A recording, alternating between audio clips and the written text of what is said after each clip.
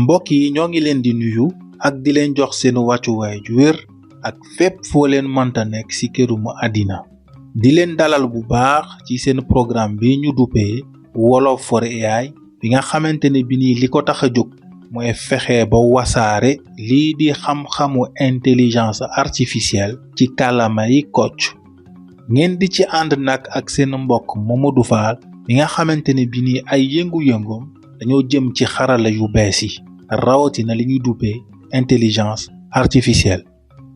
ngir jàngale bi mën a aw yoon te sell dañoo fas yéene organiser suñuy vidéo ci ay pàcc bu ci nekk nag dina am ay tomb yiñ ciy waxtaane yi nga xamante ne bi ni tomb bu ci nekk ñaareel du weesu 2 ba 3 simili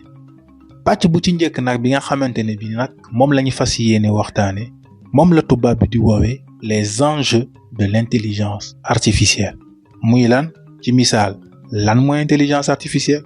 fan lañu jële fan lañ ci tollu ak fu mu ñu jëme lan lañ ci war a ragal wala moytu ak lan mooy njëriñam yi nga xamante ne bi ni moom la ëmb ak yi caaju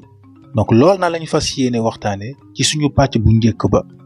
di leen sant bu baax ci teewlu gi te di leen dig daje ci lu yàggul dara jërë ngeen jëf